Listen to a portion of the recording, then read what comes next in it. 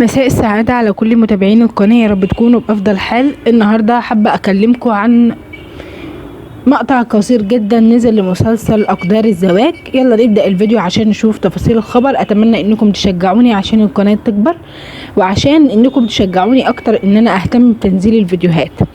طبعا في الحلقات اللي مضت، لو لسه محدش عارف ايه اللي حدث في المسلسل، شفنا ظهور شخصية اسمها بيال، وطبعا براتشي كانت بتستعطفها وكانت بترأف عليها بان في شيء حصل ليها، وكانت حزينة جدا. ولكن اتضح ان بيال دي شخصية غتيتة جدا، واضح ان في حد مسلطها على رامبير، واتوقع بنسبة كبيرة ان هي عالية، لان مفيش حد عدو رامبير غيرها. طبعا في الحلقات اللي مضت ظهر بان بيال دي ادعت على رامبير بانه تحرش بيها، وعشان كده لما قابلت براتشي قالت لها ان في شخص تحرش بيها وطردها من العمل.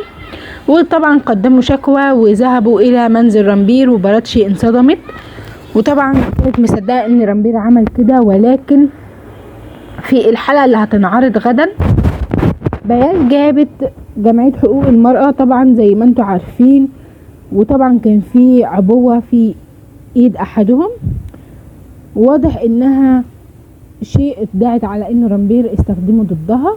وكانت واحدة من الفريق ده، فريق الجمعية، هتضع البودرة دي على وش رامبير، ولكن براتشي مسكت ايدها وقفتها عند حدها، واستطاعت براتشي انها تثبت براءة رامبير، لان معاها مقطع فيديو مسجلاه ومصوراه لبيال.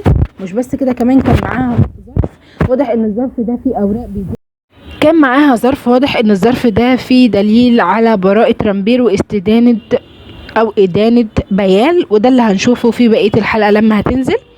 طبعا انا حابة اعرض لكم مقطع الفيديو ده على الشاشة وانتوا عرفوني رأيكم. كمان بيال دي واضح انها كانت هترفع ايدها على براتشي، ولكن رامبير مسك ايدها دفاعا عن براتشي.